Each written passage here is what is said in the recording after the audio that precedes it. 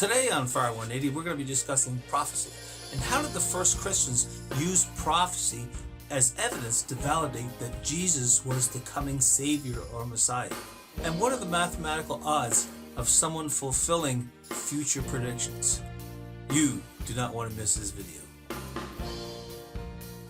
Welcome to FAR180, where we discuss faith and reason, connecting hearts and minds, and changing attitudes 180 degrees. Today we're going to be discussing prophecy. First of all, what is prophecy?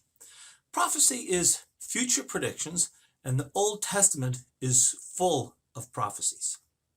From prophets such as Isaiah, Ezekiel, Daniel, David, and these prophets prophesied many things.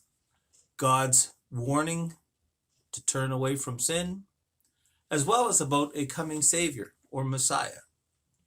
As a matter of fact, there are hundreds in the Old Testament that predict the coming of a future Messiah.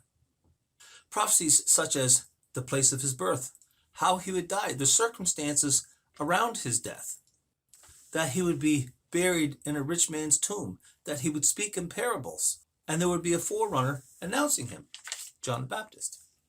So the first Christians used the prophecies that Jesus fulfilled as one of their main pieces of evidence to validate that Jesus was the Messiah. And they used these because they were very familiar with the Hebrew scriptures. And most of them, being devout Jews, were certainly very aware of these prophecies. In 1 Thessalonians, we read Paul saying, "Do not treat prophecies with contempt." And what he means is beneath consideration or worthless. In Matthew 5, we read where Jesus says, even about himself fulfilling prophecies, he says, quote, "Think not that I have come to abolish the law and the prophets. I have come not to abolish them, but to fulfill them." Fulfill prophecy. Again in John 13 at the Last Supper, Jesus says, "He who shared my bread has turned against me. I am telling you this before it happens. So when it does happen, you will believe that I am he," which is fulfilling a prophecy written in the Psalms. So we know that Jesus fulfilled numerous prophecies. It's said that he's fulfilled over 300 of these Old Testament prophecies. So what are the odds of Jesus, or anyone for that matter, fulfilling future predictions? What are the odds? Well, we know this through a science of probability, which is the mathematical equations that are used in a variety of different things, including determining insurance rates based on statistical probabilities.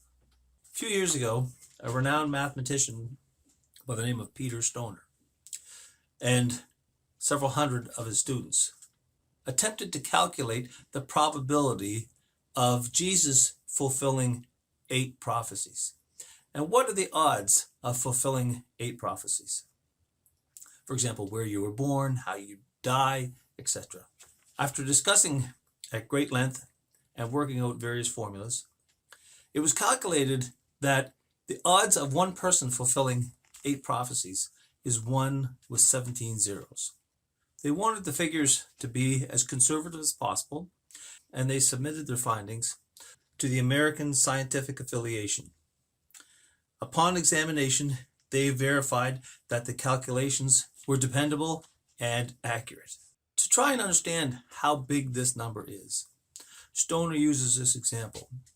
Fill the state of Texas 2 feet deep with silver dollars.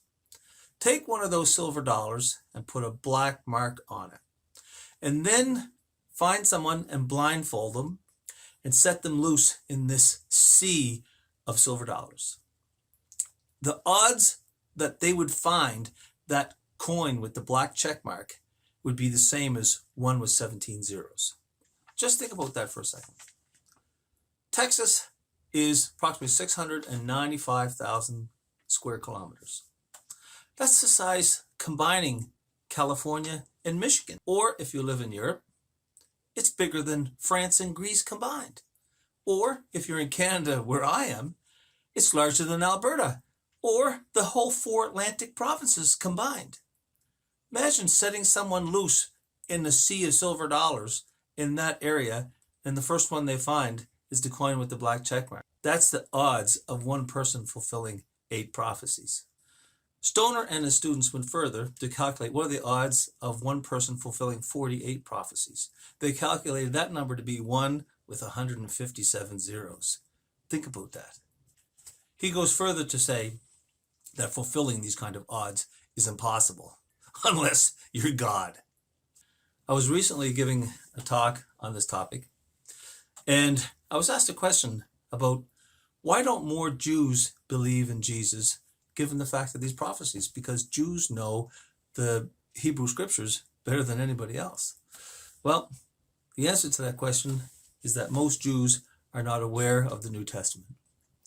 There's a website that I'm going to link in this video in the description called One for Israel and Jews for Jesus, where they use the internet and YouTube videos, especially using the prophecies that Jews will understand that Jesus was in fact the Messiah. I'm going to let them explain to you a little bit about it. I want to tell you a story. I imagined that Jesus was Italian. The New Testament was one of those books that I saw nuns reading on the subway. I was expecting to find a handbook on how to persecute the Jews. I'm reading a story written by Jews about Jewish people. One thing you don't do is you don't talk about Jesus. I'm gonna get ostracized. They're gonna think I'm crazy. And Are you out of your mind? You're not Jewish anymore. Absolutely not. Do not look into this. Jesus was the Messiah. Believing in Jesus is the most Jewish thing I can do. The truth is worth it. Life with Yeshua would be worth it. I've been involved in Jewish outreach for over 30 years.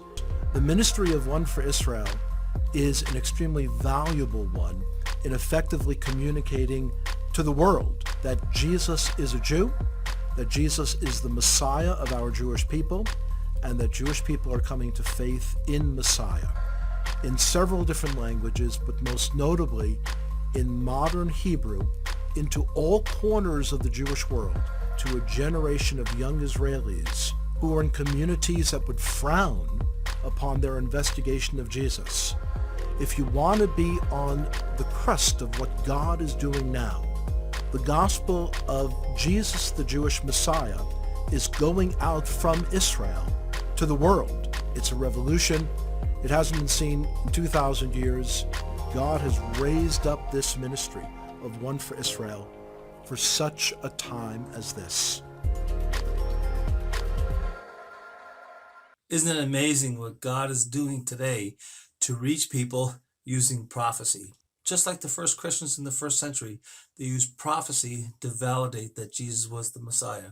And there's no prophecy that cuts through the heart like Isaiah 53. Written hundreds of years before Jesus was born, outlining in detail how he would die. There are a few prophecies that reach people like this one. I'm going to link in the description of this video lots of sources that you can go to for your own journey, as well as you can go to FAR180.com and you can download for free the PDF under the prophecy section. So I guess if the first Christians understood that they needed to use prophecy to be able to provide as evidence to validate for Jesus, I suppose we can learn from them as well. And I think that Peter Stoner, the famed mathematician, sums it up best. He says, quote, "Any man who rejects Jesus Christ as the Son of God is rejecting a fact, proved perhaps more absolutely than any other fact in the world." Close quote. So, until next time, when anybody asks you why you're Christian, the answer is simple: because it's true. The evidence is beyond any reasonable doubt. If you've enjoyed today's video, please share. Or if you'd like more people to see it, with YouTube's algorithms, hit the thumbs up button and the subscribe button below, and more people will see it. Thank you very much, and God bless.